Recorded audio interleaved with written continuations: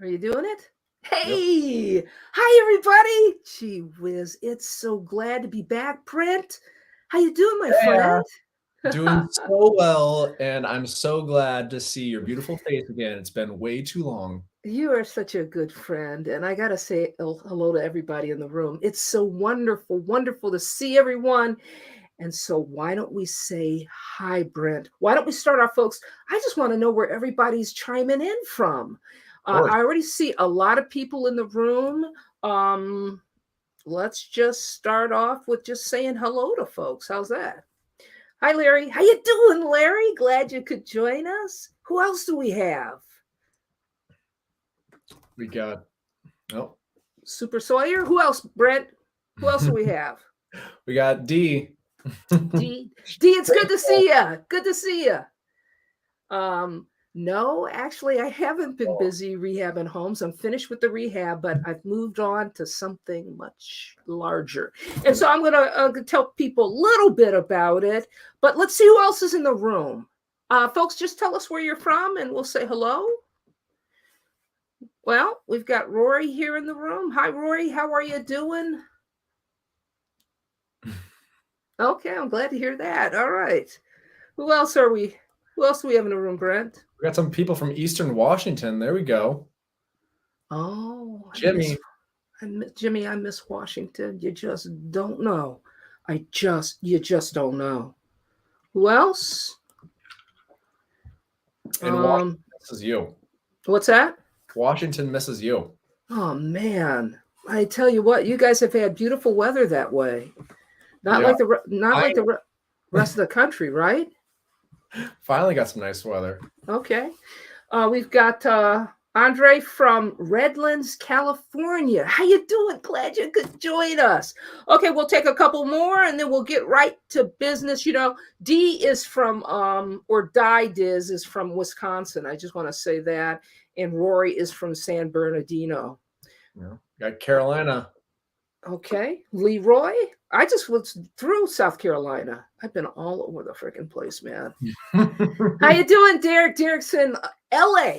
Well, I haven't been to LA lately, but Brent, that's where We're you going. and I are. We're going. heading there. We're heading there. Let's just take two more. Two more shall do it. Hey, you know what? I gotta say hi to Dean D in Port Orchard, Washington. Been there, and man, I love it. Have you been out that way, Brent? I have. It's beautiful. It is beautiful. Okay, why don't you take the last one, my friend, and then we'll move on. Oh, let's do a little. Geez, so many. Anyways, how about this? Last one. Atlanta. I was in Atlanta last week. I know. And that city, man, that city is huge now. I've been in Atlanta for a long time, and when I drove through, I couldn't believe it.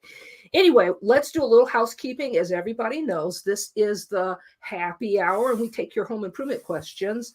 And we also have our happy hour giveaway. And Brent, this is a good one, folks. This is really a good one. Brent, tell us all about it. Well, it's been a while since we've done this, so we wanted to make sure we got something special for everyone. And thanks to Leah, we're going to be giving away a pair of Red Wing boots. Yes, I think anyone and everyone can enjoy a good pair of boots. So we are giving away a pair of Red Wing boots at the very end of this live stream. So if you want to be entered in to win, all you have to do is make sure you provide some type of comment in the live stream feed. And as long as you put some type of comment in there, you will be entered in to win a pair of Red Wing boots. Okay, let me ask you this, Brent. How will the lucky person be selected? They will be selected at random. We just need to make sure that they leave some type of comment in the comment section. So this would be a good time, folks, if you haven't commented, that you need to leave one, because those Red Wing boots, they are, Brent, do you own a pair? Do you have a pair? They're too expensive. I gotta tell you, I got two pair. I couldn't make up my mind in the shoe store, and I went with two, and they are just like a dream to wear. That's all I got to tell you. Once you go Red Wing, you don't want to wear anything else. Okay. So folks, make certain that you leave some kind of comment, even if it's just to say, hey, Leah, where the heck have you been? You'll be entered. And so I'm going to tell folks kind of where I've been. But Brent, before we get there, oh, let me say this, folks. We're going to be fielding questions from the sidebar. If you have questions on a project that you're currently working on, you've hit a roadblock and you don't know exactly what to do and you need some advice on whatever it may be, feel free to leave your question in the side comments there, but do a hashtag first so we'll be able to distinguish questions just from people who are entering the happy hour contest. Okay. And again, I would encourage everyone to enter the contest because Brent will be selecting someone at the end of the show. And you'll know this evening whether or not you're a winner.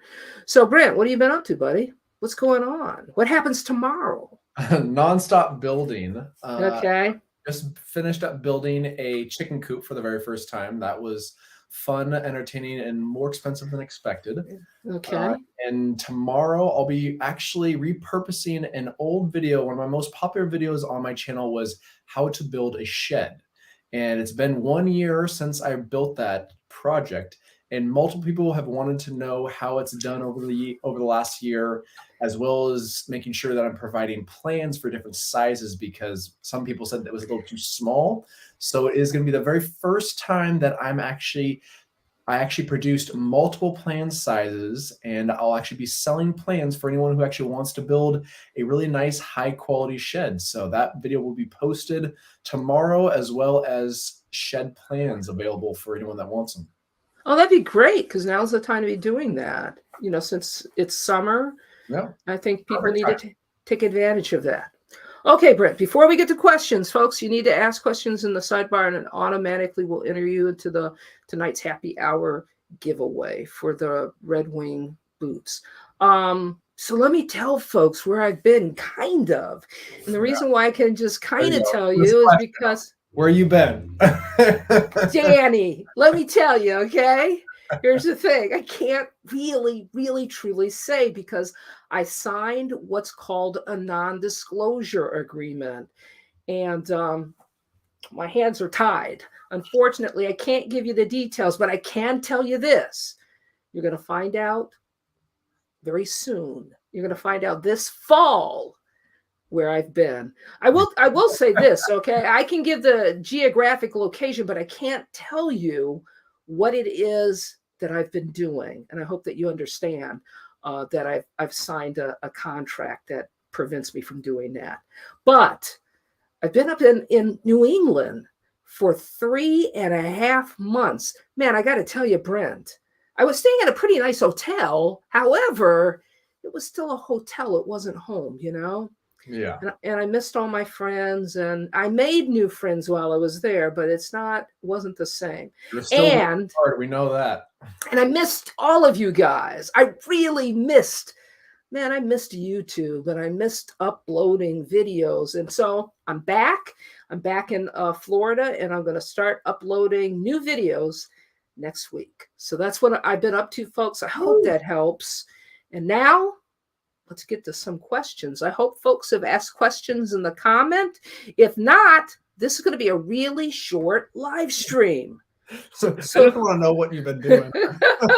I really want to be able to tell folks, but again, you know, that contract prevents me from really saying. And hopefully they're going to allow me to say very, very soon, like before the fall. Okay. Mm-hmm. There we go. So what do we have here? Do we have anything? Other than what have you been doing, Leah, for the last few months? I'm looking. Here's one. What's the best product to clean bath fitter tub? Wow. You know, my only suggestion to you is this, that you contact Bath Fitter and ask them. Have you tried that, Deborah? I have to believe that you're not the one that had the bath fitter tub installed, because if you did, they would have supplied, you know, warranty information on how to keep the bathtub clean and how not to cause damage to it. So I would strongly suggest that you reach out to Bath Fitter and talk to technical support and ask them. Okay. Hope that helps you. All right. What do we got here? Here's another one. Okay. You replace a bathtub and the floor underneath. Water damage, spongy floorboards. I can do. I can do this? Question mark. I don't Yeah, know. you can do it. You can do it, and I will say this: it will be a lot easier than you believe that it is. But however, you're going to have to open the ceiling up below the tub to get to. It's my guess that the trap is leaking. Okay, there's a like a P trap underneath your tub, just like the P trap underneath the kitchen sink or bathroom sink to keep fumes from entering the home. So my guess is it's the trap or the drain that's leaking, and so you should be able to just. You're going to have to cut a hole into the ceiling to take a look at the tub plumbing, because my guess is even if you have an access door, it's not going to allow you to see what you need to see to make that repair. Well, he's also saying that he might be replacing the bathtub as well. So he might be replacing the entire thing. And if you do that, the two things that I suggest doing if you actually do have to replace the entire tub is one, make sure you just make it easier on your life and get a nice reciprocating saw, because you can cut through a tub like that with a good reciprocating saw and make it a lot easier to remove. And two, make sure that you know exactly where your emergency water shutoff valve is before you start doing it, because I've been in that position where I hit something that I didn't want to, and guess what? It was important that I was able to turn off the water as soon as possible. I'm sorry, I didn't read the question. My apologies. But I will say this, okay? It's important to know whether or not it's a ceramic tub, Brent, or whether or Also, not it's fiberglass. If it's fiberglass, of course, you're going to be able to cut through it very well. If it's steel, it's going to be lightweight as can be. And if it is ceramic, you're just going to have to break it up. That's your best bet. Break up the tub and carry it out that way. And the other thing that I would say is that it's going to cause damage to the wall. It's really difficult to remove a tub and not damage the surrounding walls in doing so. And then once you do fit the new tub in, it sits on a ledger somewhat. And that ledger helps the tub drain in the right direction. So you're going to want to make certain that you do that it's situated in such a way where the water doesn't collect in the back, but it drains toward the front of the tub. So yeah, you can do it. It is dirty work. It's dirty work, right, Brad? It's dirty work. So yeah. So what else do we have? We have any other questions, folks? I got this one. Well, What do you think? why Leah? don't you answer that question, Brent? Oh, we can both chime in. Go ahead, Brent. What do you say? I can only give my 2 cents on it as far Okay. as being an individual that is very DIY friendly, and I've definitely taught myself numerous aspects of electricity and how to do very mundane things like replacing a light switch or figuring out how to do adding a light switch or adding a light in a specific location. I've done numerous things like that, but when it comes to becoming an electrician, I feel like that's something that you'd have to go to school for or be heavily involved with within an apprenticeship. Yeah, let me ask you this, Henry, because I used to do apprenticeship programs, and I worked with the union, and it's really, and I'm an advocate um, for the trades. And so here's the thing: um, why don't you consider an apprenticeship program? Because if you can get into the electricians union, they pay you to go to school. It's usually a 4-year apprenticeship program, but some of them are 5 years, and you might as well get paid to learn, and they pay you a livable wage, and then once you get your journey card, depending upon how long the apprenticeship program is, whether or not it's residential or commercial work that you're doing, once you get that journey card, it's just it's a fantastic way of life. The pay is good. So I think that you should consider that. I would look into it. I would look into doing an apprenticeship program in your area. You'd be surprised. And you know what? They're dying for folks because so many people are going into tech. They're not going into the trades, and they just can't keep people. So the workforce is very, very old in the construction industry. And if you're, a young man, you may want to consider it. So that's my suggestion to you. Folks, again, if you're just getting on the live stream, I'm happy to be back and plan to start uploading videos next week. And I'm encouraging people to comment in the comments next to the video. That'll enter you immediately into the random draw that we're going to have at the end of today's live stream for the Red Wing shoes. So for now, we've got a question. Yeah, I actually want to know your thoughts on this. We need to replace our water heater. Should we seriously consider a tankless heater in our older home? Well, those tankless heaters are nice. They're just nice. The water on demand, I like them myself. And water heaters nowadays are so expensive. I put a new water heater that was not, it was not a tankless. It was a gas heater into the project home in Cleveland. And I was really surprised by the cost of it. It was, I think I paid $800 just for the tank. So what I would say is there's certainly nothing wrong with a tankless water heater, hot water on demand. If I were doing a hot water tank in my own home, it would be tankless. That's the route I would go, to be perfectly honest with you. Yeah. I like them. What about you, Brent? Do you like them? I do in some circumstances, but I've also been in areas where it's, it's a decent sized home and the hot water tank's on the opposite side of the house. And all of a sudden that water still needs to go from that location all the way over to that shower. And it can still take quite a while for that water to heat up. It is nice especially if you have multiple people in the home taking multiple showers at the same time, and you're never gonna run out of hot water. But I have had that type of issue in the past too, where I've noticed that it actually does take a while to heat up if it's on the opposite side of the house. I will say it's a personal decision, folks. It's a personal decision, but I think that if I was doing something in my own home, that's what I would go with. Okay, Brent, what do we have? We have anything else? This one, might as well keep with the plumbing aspects. So recommended copper PEX for DIYers. PEX? I have to honestly tell you, here's the thing. Copper is a Cadillac of plumbing. That's in my opinion. But nothing is easier, folks, than PEX. But you got to have the right tool. You have to have the right tools to do PEX, but it's pretty easy, and it's definitely less expensive. So what do you think, Brent? Yeah, I personally ripped out every single piece of plumbing in my entire house when I bought it.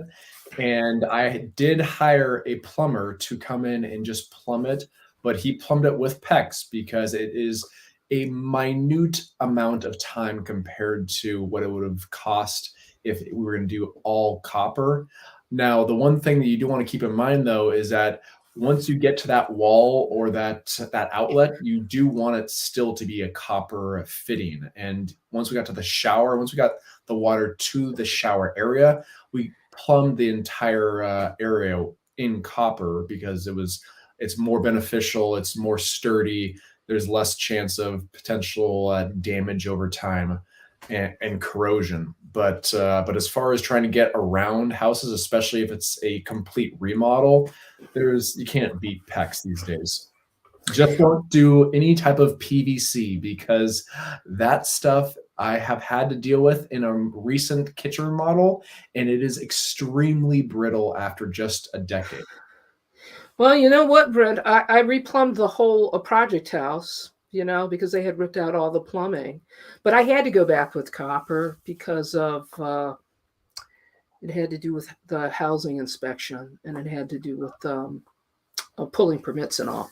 So yeah, I'm an advocate of PECs. And you know what? I was talking to our buddy there in California, Mitch, and he told me about another product I had wanted to use. Geez, it's escaping me, but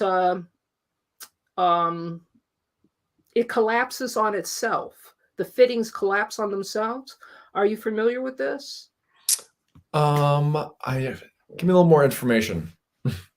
Well, it's a plastic pipe Mhm. that expands, and so you've got your runs. Let's say you have a 10-foot run, Mhm. and you need to put a T in or an elbow or whatever. Okay, that fitting that you use is stretched so that it Oh yeah, it slides goes on the into pipe. the pipe, Yeah, stretches, and then you put it on, and then it automatically seizes up, right? yeah. I thought that was really cool. It was something I've that I never wanted to used try. one, but I've wanted to because I've seen them in TikTok or an Instagram, and all of a sudden, like, you know what? I really want to try that. It looks amazing. You got to have the right tool, though. Again, you Yeah, have to I'm have the sure right the tools tools are to do very that. expensive. So, anyway, I hope that answers your question. All right. Again, if you have a question, you're working on a project, doesn't matter what it is. It could be woodworking, it could be home improvement. We're here to help you. If you've reached a roadblock, now is the time to ask. So just put a hashtag before your question so we can distinguish between talk in the room and questions and people who are just entering the happy hour giveaway, which is going to be a pair of Red Wing boots. So what do we got, Brent? Here's an interesting one. I have no insulation between outside brick and inside wall. Built in 1950s. Do you suggest removing drywall and adding insulation? I have no insulation between the outside brick and inside wall. You got dead airspace. Dead airspace works as insulation. So you're asking me, do I suggest removing the drywall to add in? Well, you know what? I'm curious. Anne, where in the country do you live? I mean, does it get really, really cold where you are? And have you noticed, do you have like heating bills that are very high? Because here's the thing, you wouldn't want to blow insulation in. I wouldn't suggest that. From the inside, add a friend blow in installation from the inside of the house. But you could probably, I'm talking about paper, cellulose. They suggest that you don't do that because of wiring nowadays. But Anne, where in the country are you? Yeah, I've seen them do another thing these days where it's actually more of a foam, an insulation foam. But I also see that as a potential issue when it comes time to try and rewire something or replumb something. All of a sudden, you have a ton of foam in your walls. So I don't quite understand how they get around that one. Well, it's really expensive for one, and if your house was built in the 50s, you've got strong chance that you've got knob and tube wiring, and it just kind of, it's just that removing drywall is dirty and nasty, time consuming, and I have to honestly tell you, I don't see you removing all the drywall in your house just to add installation. So it's difficult for me to recommend that. Then how large is your home? How large is your home? So I hope that helps. Here's a fun one. If you no longer use a bathtub, what should you do? My parents are old and don't use it any longer. So I'm assuming they still take they still bathe and they still shower. So if you're trying to remove a bathtub, I've done this in the past where I've actually removed an entire bathtub because it wasn't functional and they didn't use it, and just made a very nice large shower with 2 shower heads. So that was actually a really nice way to use a larger space where it was not a small, tight-knit shower area. It was still a very large shower area, but it was way more functional, way more modern for individuals that are just taking showers. I agree with Brent, and not only that, the materials that they make today are user friendly, and you can easily, find something now where you don't have to worry about creating a mud deck for yourself. There's just so many ways out there that DIYers can make those do major remodeling in their home, and that's one of them. But it is going to be costly and it's going to be time consuming, so keep that in mind. Okay, do we have any other questions in the room, Brent? We got quite a few. I'm still trying to just go through them. This one was kind of interesting to me, but I wasn't sure exactly what type of epoxy he's referring to. Assuming he's thinking of a paint, like as in like you're literally rolling it on paint grade epoxy, which I would generally suggest not doing, right? That stuff is terrible. That clinks. I think it's called clinks, isn't it? Is that the name of it? Something like that, yeah. There's a product out there, and it's nice. It looks nice for about a couple years if you're lucky, but then it starts to peel. I've seen tubs that have been refinished, and they've been refinished professionally, and those even come with a short guarantee. If you're going to do it yourself from a kit, I would just I would recommend that you don't do it because it's not going to last. So that's my 2 cents. I've seen really bad jobs as a result of those paint jobs. Okay. Here's a good one. I'm actually interested to see what you have to say here, because I have had this issue before where you're scraping all the loose paint off of, I'm assuming, the exterior of a home, and all of a sudden it's sanded, it's down, all the loose paint's off, but you still can see somewhat of a recess between the existing siding and the old paint. For peeling paint and peeling cracking stucco after scraping all of the loose bits off, what in the world can I use to fill the recesses to even it out before repainting? Oh, I hear what you're saying. Well, for stucco, that's really cement and masonry lime.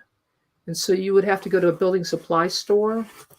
You wouldn't find it. You wouldn't be able to find what you needed at a big box store. They just wouldn't carry it. But you'd have to go to a building supply store, and that specializes in brick and mortar, and you can find exactly what you need. You're going to have to trowel it on and probably use weld.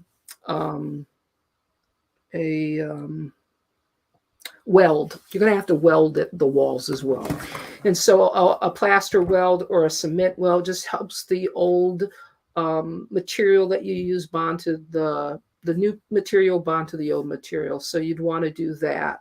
And just skim coat it. Just skim coat the areas that you've scraped. But again, building supply store for brick and for mortar. They'll have just what you need. Okay. And I've used a product called Abatron or Abacrete, and it's like a 2-part mix where you mix it together. It's specifically for like filling holes in wood and concrete, and I'm assuming they have one specifically for stucco. I don't know for certain, but I'd take a look at them as well.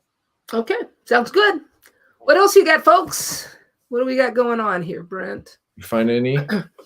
I haven't been scrolling down, but I'm going to take the opportunity to speak to folks that are just joining the live stream. And folks have wanted to know, where the heck have you been, Leah? You've been gone for 3.5 months. And so what I will tell you is I'm not permitted to really give you details on where I've been or what I've been doing. I can tell you where I've been, and I've been up in New England for 3.5 months working on a big project. However, I've signed a non-disclosure agreement, and I can't tell you what it is until they tell me. I can tell you, or I would just encourage folks to wait until the fall, and then you'll find out. Okay.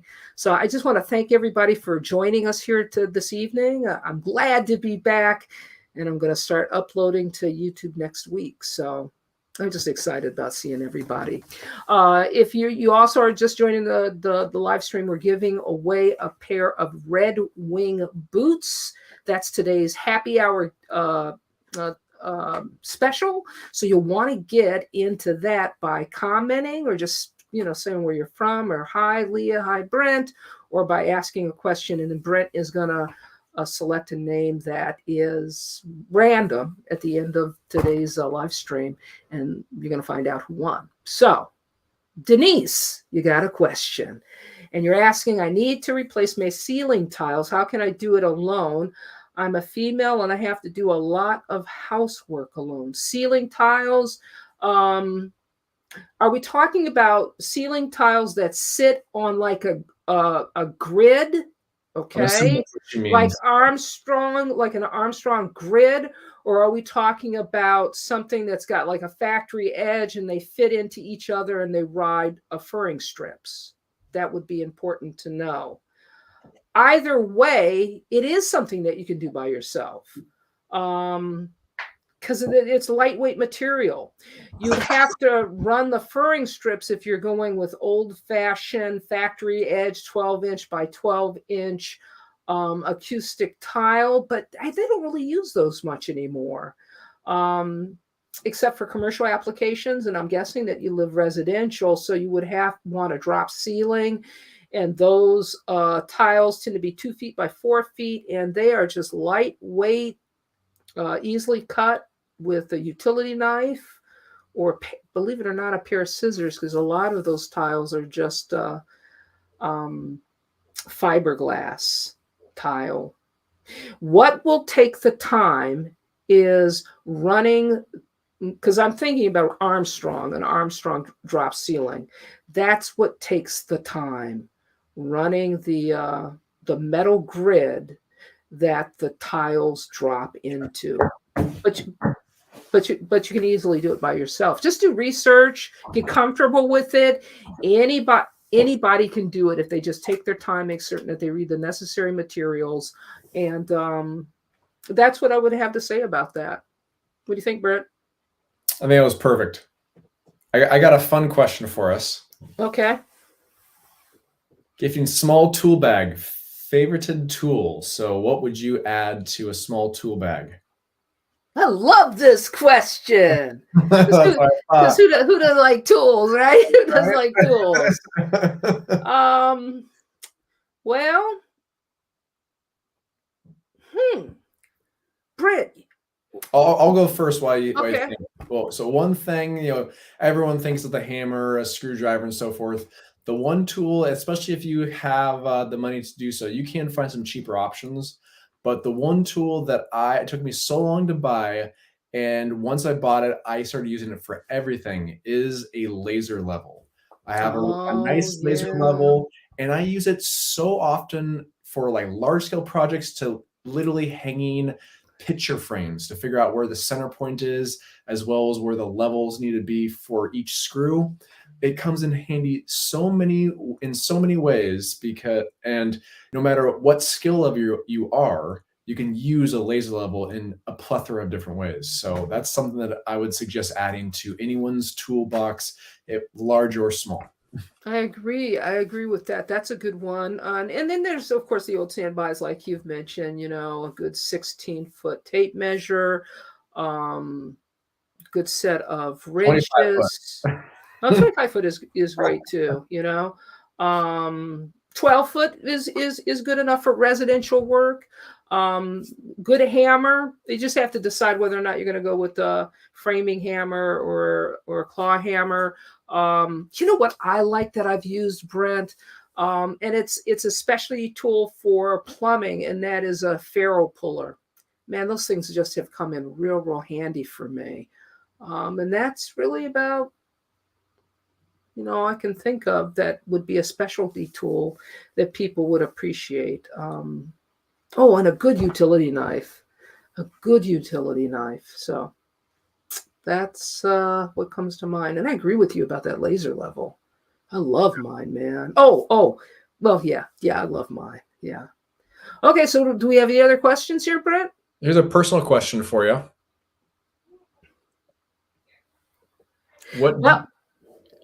What union were you a part of? Well, this is what I will say to you. I was the vice president of my local, and but I worked for all of the locals in or unions in Washington State. I was a pre-apprenticeship um, instructor, and so I worked with all of the unions, the plumbers, the sheet metal, the iron workers, the electricians, the carpenters, the plasters slash masons. I worked with them all. And, I hope that helps. Here's one that I think we've all had to deal with at a certain point. How do I get rid of lap lines on the ceiling using flat paint? I've sprayed them, I've rolled them, I've back rolled them. I can still see them. Light comes from all directions. Well, my guess is you were not using the best paint. And secondly, you were rolling with a dry roller. You didn't keep a wet edge. And that's the trick to not getting lap lines, always having a wet edge and using good quality paint. So that's my suggestion to you. Yeah, that wet edge is definitely important, especially making sure that you're not going too dry or too heavy. But even with it being too heavy, at least you can roll it out significantly, and it takes a while for that to dry. So that wet edge is definitely important. I'm trying to think of ways to get rid of them after they're already there, though. I'm having trouble trying to think of something like that. Well, my guess is you'd probably have to start from scratch and prime the ceiling first before you paint. And forget about this primer and paint all in one, because there's no such thing. A primer is a primer and a paint is a paint. It's just that, paint manufacturers, they know that people really hate priming. But in this case, if you're trying to get rid of those lap lines, you're going to have to prime, and then you're going to have to repaint. Yeah, you actually called a paint company, right? And actually asked them this question directly. I did, because I like to speak from a position of knowledge. And yeah, I called up the paint company. I said, what's the deal? Is there primer in the paint? And they just basically said, no, there's no primer in paint. So there you go. What else we got, Brent? What is a good inexpensive plunge router? You got anything off the top of your head? What are you using? So my tried and true one that I've used for years is just a nice little DeWalt. And the DeWalts have really, I'm not say a tool individual that is dedicated to one brand. So I've Okay. used plenty of brands out there, and the ones that I find that have some of the best ratings by far that are still very good and actually affordable are the DeWalts. I like DeWalt myself. I do like DeWalt, but inexpensive, that's kind of tricky, Yeah. because I don't really know what you consider inexpensive. But DeWalt, that's a kind of a middle of the road tool. But every DeWalt I've ever purchased, I still have. So I mean, I have a was it Titus or Titan larger half chuck router. It's a larger version, and it was on the cheaper side, which is why I chose that one versus a another better known brand. And it works great, still very functional, but it definitely feels a little bit cheaper than my DeWalt. I've never heard of Titan. I've never heard of them. Yeah, Okay. they're a lesser known brand for sure. Okay. Folks, if you have a question to ask us about a project that you're working on, just use a hashtag before the question. That way we can distinguish between questions and people that are just entering the contest to want those Red Wing boots. And by the way, I want to mention this about Red Wings. They now make work boots for women as well. And man, once you put on a pair, you just want to keep them on. So easiest way to remove grout. I need to remove cracked grout from my bathroom shower. Also, do I need to caulk silicone the grout around base where the shower floor meets the tub. So what I've done in the past is I've put a grout removing bit on a Dremel, and man, it's worked like a charm. The only thing I will say is you have to be really, really, really careful when you're using a tool like that, because it's easy to cut right into the ceramic tile and damage it. But I've used that. If you're afraid of using a power tool like a Dremel to remove the grout, you don't want to put the attachment on, you can just use a grout removal tool. It's a manual tool, and it's like a little tiny saw. If you don't have a lot to do, I would suggest that. Then that way you don't have to worry about damaging the tile itself. And it's inexpensive. Those grout removing tools, they're inexpensive, $10. That's the most it's going to cost you. But if you've got a lot to do, you may want to consider using a Dremel with the grout removal attachment. As far as yeah, any multi-tool will generally have some type of grout removing tool, which is super useful, especially when you're talking about large grout or a large amount of tile. And then with your second question, do I need to caulk / silicone the grout lines around the shower floor? I would, yes. So anywhere where you have an existing floor or wall that's butting up against a tub or a floor, that transition, even the corners, you should be filling with an appropriate silicone-based caulk.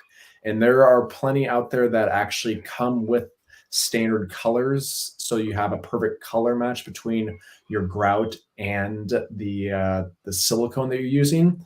But make sure you have something that can actually move and flex a bit, because that's the issue with, and that's what causes a lot of failures within showers later on, especially in older homes. I just remodeled my entire parents' master bathroom, and that's what occurred, is that weak point of the floor, that was a weak point. It cracked, and all of a sudden, a bunch of water gets through and destroys the subfloor. Well, that's why they highly suggest using some type of silicone base there in those locations, because that's going to be where the majority of your movement is in your house. Okay. Folks, if you need to ask a question, just hashtag it before the question so we can distinguish between questions and just regular comments. And by the way, I'm glad to be back. And I just thank you. Thank you all for joining us. Okay. What do we got here?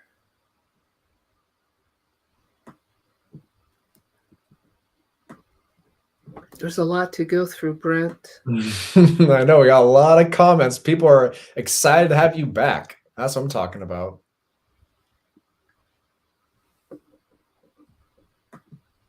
Okay. Seeing you. Well, here's the thing. Some people ask questions without the... Here you go. How do you know which type of kitchen clip to use for a top mount sink? So I would say personally, do you even need clips for a top mounted sink? That would be my note there, Drew, is because with a top mount sink, normally what I do is literally just take a high quality silicone, tape off the edges of the area first, put the high quality silicone down, smush that sink in there, and put some type of weight in the sink, so it actually settles down as it's drying. And that silicone you will be very surprised how strong a silicone is, and it can become extremely strong if it is adhered properly. So I wouldn't worry at all about any type of clips if it's a top mounted sink. But you know what, if it is lightweight, you may want to do it though. Because here's the thing, some of those sinks, those aluminum sinks, they have a little bit of a bow in them. And so you put silicone there, it doesn't always seal it. So no, that's true.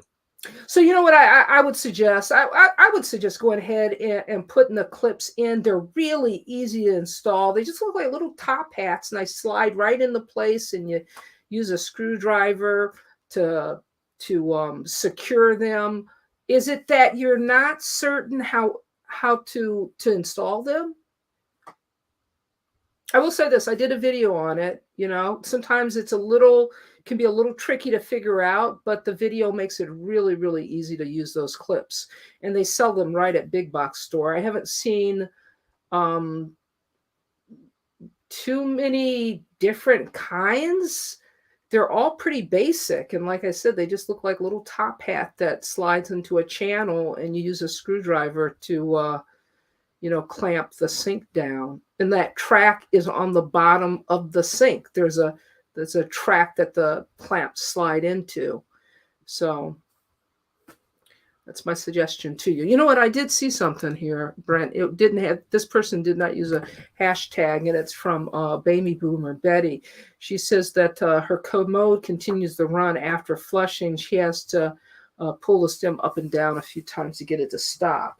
But what I will say is, it sounds like you've got mineral buildups on the flush valve. You have that rubber piece that rests right in the flush valve there that seals it. It's the flapper.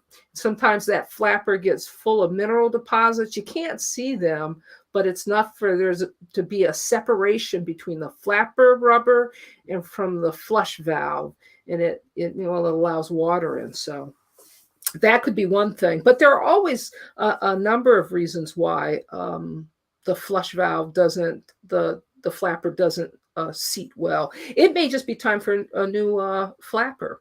So you may want to look into that as well. Hey, Brett, do you have anything you want to say about that?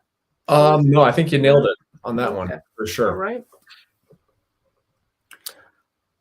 Now, I don't have an answer for this one, but I figured I'd ask you if you had any type of answer for this one, because I've definitely heard of this issue before, but I don't know of any that has actually helped renew the color.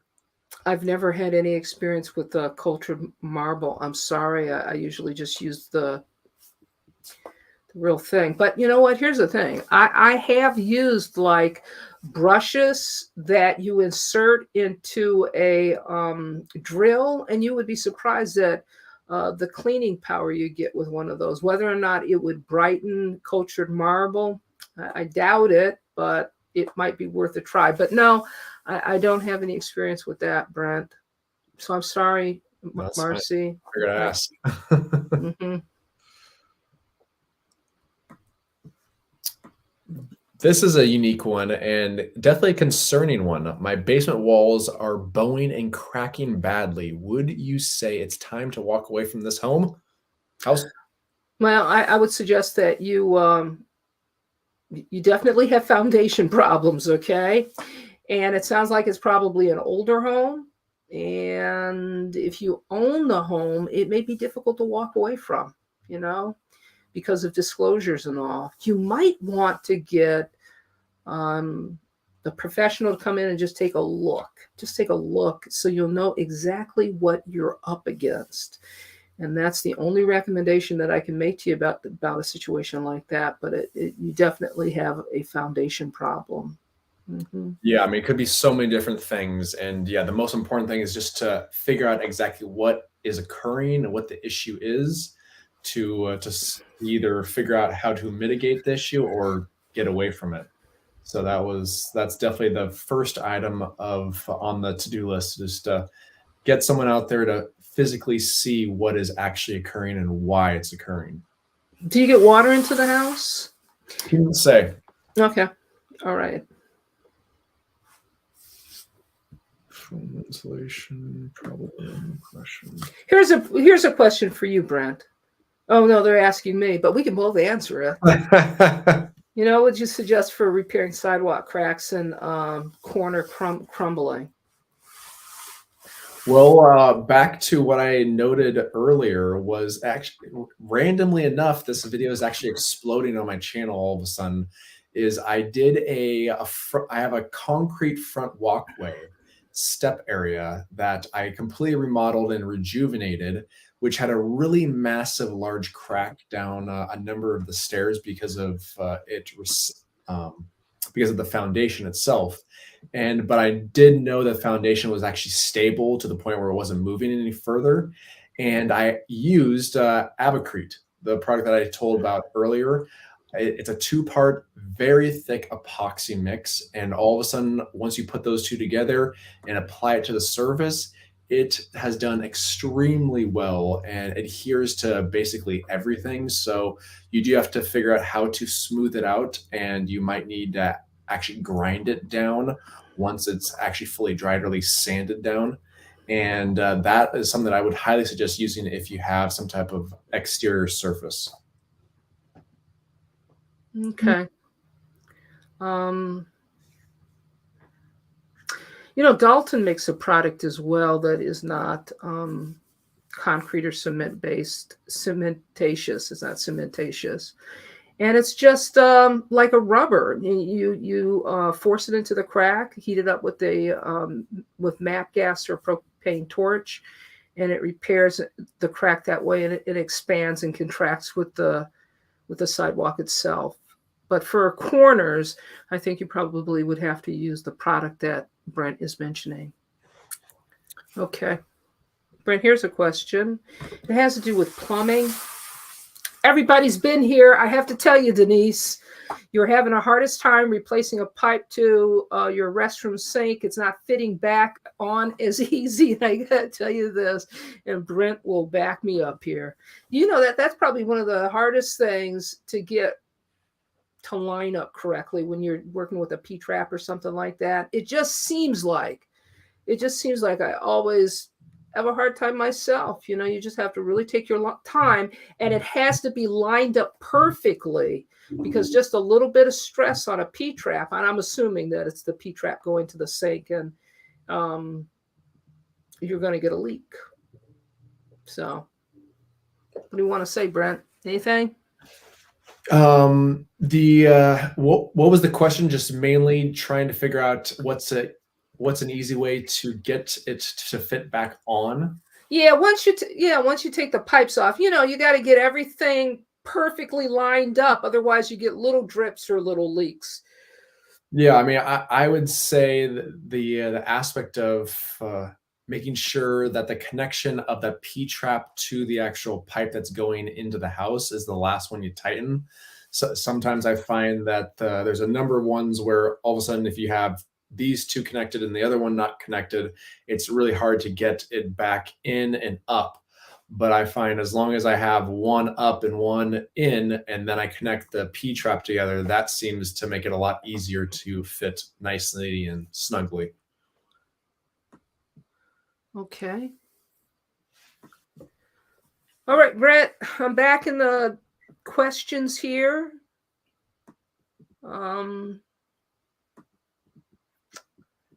Again, folks, if you have a question, you should use a hashtag before the question, because it'll make it easier for us to find those questions. Some of the questions thus far have not had hashtags, and it makes it difficult for us to figure out if it's a question or if people are just talking in the room.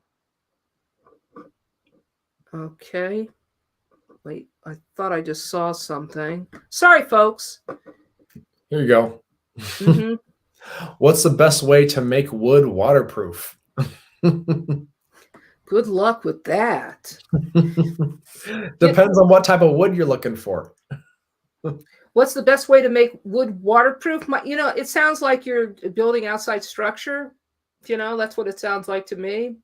And, exterior polyurethane, or something that's used for ships. They make a lot of like spar varnishes that are designed for boats. And so I think it just kind of depends on what you're doing. We don't know what you're building. Maybe if you could tell us what you're trying to do, it would help us. It would help us help you. Speaking of boats, that is an aspect of Total Boat, which is more of an epoxy based system. At least they're known for more nowadays as epoxy. But they used to be, or they still are, a manufacturer of boat resins. because that's how they started out, is boat resins, which obviously need a high waterproof aspect when they're at sea. That's true. But they also have a plethora of different types of epoxies now that can be used, or at least some can be used exteriorly. Thanks, Brent. So Paul wants to know if spackle and joint compound are the same thing, and I can tell you this, Paul, they are not. Spackle really is for small holes, and it's, it has a vinyl content to it. And joint compound is really meant for taping joints. And the recipe is a lot of glue, and then you've got things like sand and gypsum. There's a real recipe of natural materials in joint compound, and again, they're for different things. Spackle, I certainly wouldn't use spackle for anything large, a large hole at all. It's just for small superficial repairs. But joint compound, you can use joint compound for drywall tape, but you can also skim a wall with joint compound. So nope, they're not the same thing, and they're not made of the same kinds of material either. Here you go. Because I think we've all come across popcorn ceiling. So what should we do about popcorn ceilings? It depends on if it's painted or not. Oh, yeah. It depends on a lot of things. It depends on, like you said, if it's painted. Boy, what a nightmare. You're going to have a heck of a time getting that ceiling off. But I think the most important thing is whether or not the popcorn contains asbestos, and you have to have it tested first. Yep. And you can just, it doesn't cost that much, $30, $35, $40 to test us, get a small sample and have it tested. And when I did mine, it just took a day to find out whether or not it contained asbestos.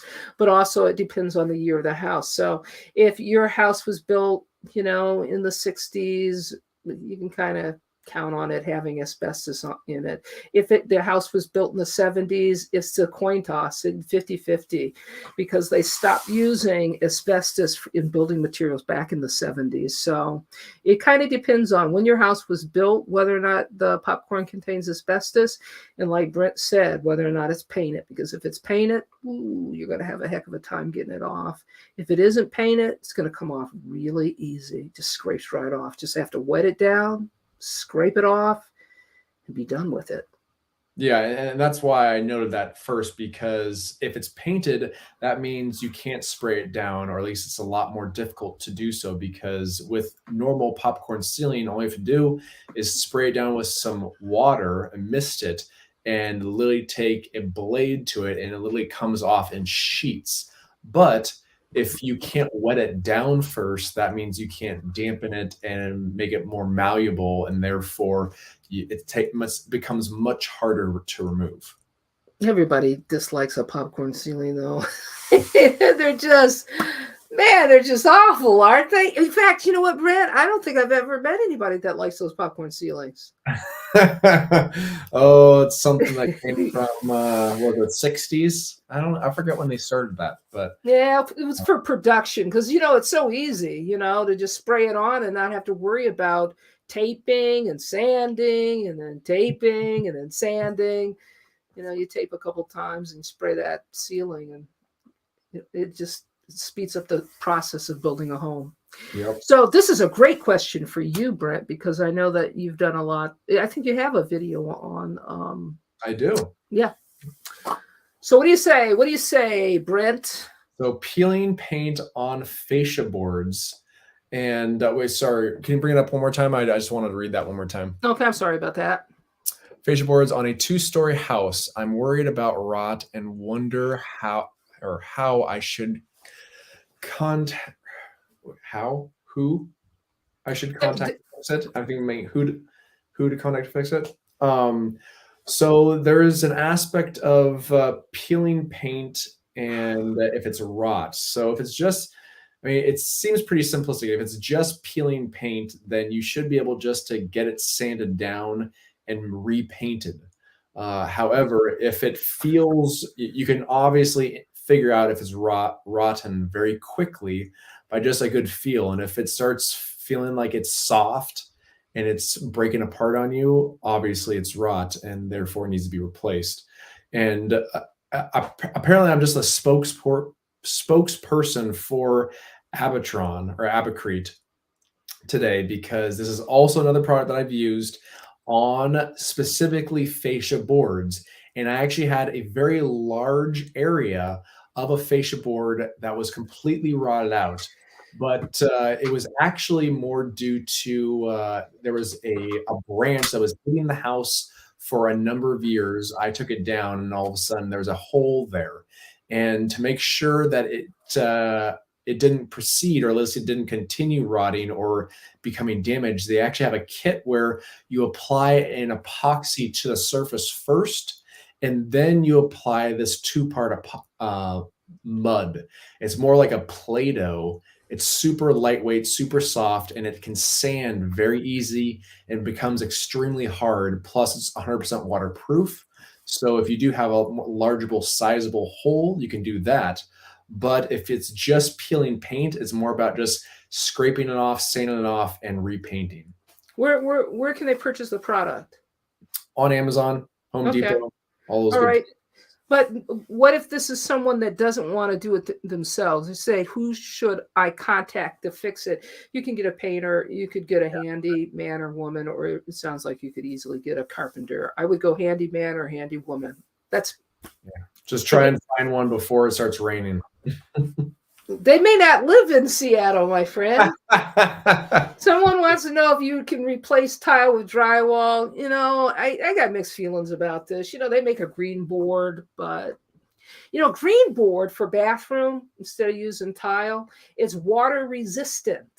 It's not waterproof. And so I've seen a lot of showers where people just use drywall, green board. And again, it's not waterproof. It's just water resistant. So you want to use a cement board, or even the really high quality good stuff, which is now foam. So I wouldn't suggest drywall. No, not for a bathroom. No. Okay, what else do we have here? Listen, folks, we're going to be we'll be fielding questions for the next 10 minutes, but then after that, we're already past an hour. Are we really? Oh, folks, we're getting to the end of the live stream. But you know what? I want to say it's great being back. A lot of people have asked where I've been, and maybe you're just now joining the live stream. Man, I've been up in New England, and I can't really tell you exactly what I was doing because I've signed what's called a non-disclosure agreement. And so I'm bound by a contract. But you're going to find out come this fall what I've been up to, okay? So I've been up in New England, and I'm glad to be back because I was living in a hotel for 3.5 months. Real quickly, since this was from an earlier conversation, I just wanted to note. So I just use a nice high quality Bosch laser. Now it's not the cheapest. Certainly, it was probably like $200. But they have the green laser as well as the red laser. The green actually goes further and it's brighter. The red still, I'm sure for the vast majority of anyone, the red will suffice because you don't have to go 50 feet down an entire exterior deck area. But for general, most people for residential use, red Bosch laser is a great tool. I have the same one. I've got a Bosch. I love mine. So we're going to take a couple more questions, and then, Brent, you're going to tell us who gets those red wing shoes. So Steve wants to know, Leah, how did you get your start in home improvement? Well, I started off very young. I did an apprenticeship is really what it boils down to. And I learned my craft that way. And I would suggest that people consider apprenticeship programs and getting into a union because it is the other 4-year degree, except that they pay you while you learn. So that's how I got started in construction. And then naturally, I just kind of got involved in home improvement as well. So that's how I got my start. We'll take a few more questions and then we will move on.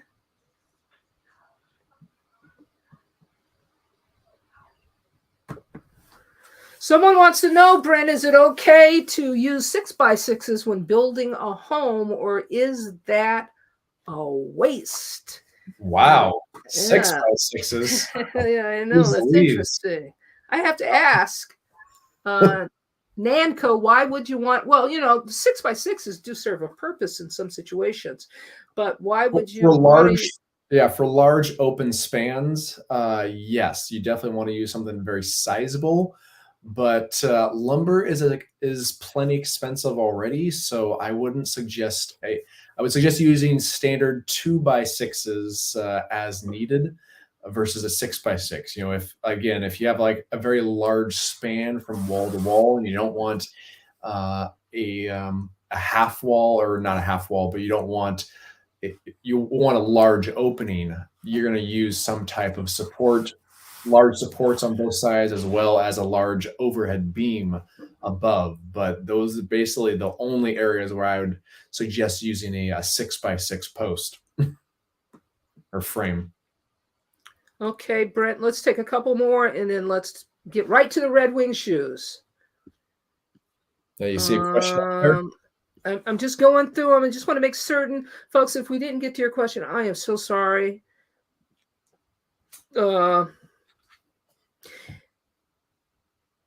You know what? Here's a question. I'm curious what you think about it. Somebody wants to know whether or not you recommend the solar generators. And what I will say is they tend to be really, really pricey. However, I've never owned one. So can't really say if I recommend them because I don't have any experience. I just know that they're pricey. And if you live in an area like I live in, which is Florida, generators are a good thing to have. Brent, do you have any take on it? I don't. I've actually been interested in them recently because a company contacted me that do have solar generators. Oh, but I've never used one, but I definitely could see myself using one in the future. well, Seattle does get all those windstorms and the power is always going out. I don't know if that's the situation where you, the side of town you live on, but man, we would get windstorms all the time in Renton. Yeah, luckily I haven't had that issue, but maybe in the future, it's always good to be prepared, right? Mm-hmm. Do you see any last questions you want to answer? I'm just trying to.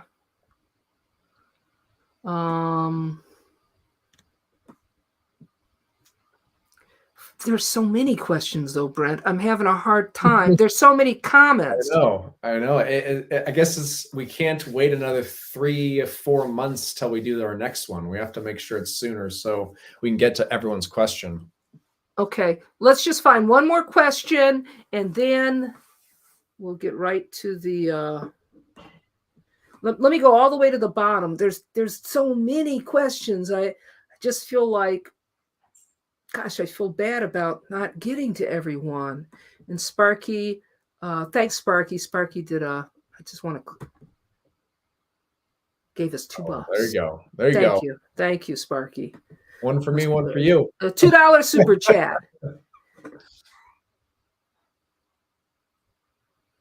Okay. I don't know. You know what? I'll take this question, but why don't you look for another one, Brent? Just so we'll end with one other question. Somebody says, why did my garage ceiling drywall fall in? Just part of it. And you know what? It could be almost anything. I know that if there was a water leak, you would see water stains on the drywall, and you would know that it was had something to do with a leak. So I'm guessing that water wasn't involved. And so what I would say is it's real possible that whoever hung the drywall didn't secure it properly. and maybe didn't even use the right fasteners. Because, when you're doing a ceiling, and again, I don't know how old your house is, and so I don't know how old the garage is. But generally, when you're putting up drywall, you're putting them up with screws. And sometimes, if you're moving too quickly, you could miss the joist. And it sounds like it wasn't secured properly. Or then the other thing it could be is if you're nailing drywall in, okay, you have to use a ring shank nail. And sometimes people just used any like roofing nails, and it doesn't have the same kind of holding power for a ceiling that a ring shank nail would have, if that's the case. But that's what I would say off the bat. If water's not involved, it probably is just not the best workmanship. Okay, I got one good last question. Okay, I'm ready for it. As an avid DIYer, if I choose, should I purchase an impact or a drill drive? Drill. So this is a very good question. Of course, if you have to choose one, if you have to choose just one, then yes, a drill drive is going to be what you should choose, because you can use it in a plethora of different ways. However, it took me many years construction to actually go out and purchase an impact driver. And it is by far one of my favorite tools I have ever owned, because of how much easier it is to secure screws or remove screws in certain instances. So it makes it a lot easier, especially if you're doing large lag screws and so forth. It makes it so much easier to install or remove screws. So I would highly suggest getting an impact drill set if you can. Milwaukee has an amazing set, and you can get two of the fuel version. That's the 12 amp or the 12 volt version. And it is amazing. And it's actually not that expensive compared to a lot of drill sets, because you don't need something massive. You just need something that is a good quality drill that can have an impact as well as a normal drill. Okay, this is what I will say. Brent is absolutely right about this, okay? But you know what? They make inexpensive sets for drill drivers and impact drivers. I've seen Porter Cable put something together for under $100 where you could get 2 for 1, And wow, look, can I just say this about the differences is, drill drivers are really meant to drill holes, to bore holes, right? And impact drivers aren't. They're really a single-use tool, and that is to drive screws and to remove screws. But if you got a lot of screws to remove or drive, like you're doing a deck, you want an impact driver, right? Because if you got a drill, oh my goodness. And then, the difference is rotational force. An impact driver has what they call concussive force. And if you notice that you never feel it in your wrist when you're driving something because of concussive force, where a drill driver, if you're trying to drive a long screw, man, sometimes it'll take your wrist right off. You got to be real careful. So you've been there. There you go, my friend. Can I tell you? Man, it was great seeing you, Brent. It's great being back. Good seeing you and everyone. Thank you all so much for your questions. It was great seeing it. Yeah. It is time for the winner of the happy hour special. So Brent, again, wait. Oh, did you already pull a name? I already pulled a name. No kidding. Yeah. We have to be on top of it. Yeah. Okay. No, we got enough questions, I feel like, as well as enough comments. I think we got plenty of individuals in there to choose from. So without further ado, wait. Before you say who's won it, I gotta just say this couple things. Number one, folks, I'm so glad you tuned in today. I've missed everybody, and I've missed Brent. And like I said, I'm going to be uploading my regular videos starting next week. And Brent, what do you got going on, buddy? Before we tell people who won the red wing shoes, what do you got going on? As far as projects? Yeah, where can people find you, and what are you doing? Yeah. So again, as far as people can find me, my username is always BYO Tools. So BYOTOOLS. YouTube, Instagram, Facebook, TikTok.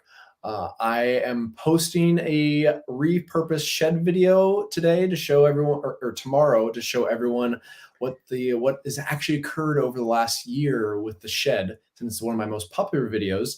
And I'm also taking on a very large deck project, full makeover, where I'm completely removing the entire deck and replacing it with a brand new deck. So if you got a deck that needs to be replaced, it'll be a good video for you. Okay. Glad to hear it, buddy. Okay, Brent, tell everybody.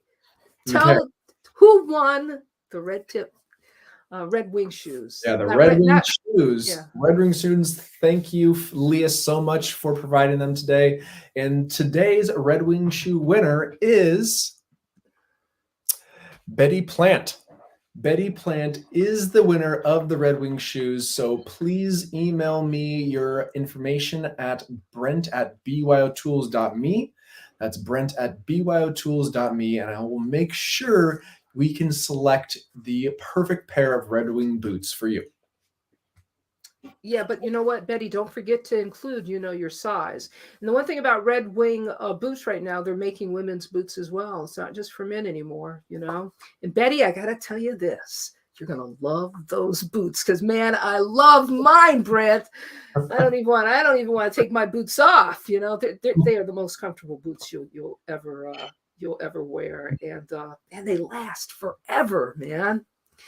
Anyway, Betty, congratulations. And I just want to thank everybody for joining us today. And hopefully, Brent, we'll do a live stream sooner than later, because like you said, it's been a few months since we've done a live stream. But look for my video upload starting next week, and go to Brent's right away, check out and see what he's been up to.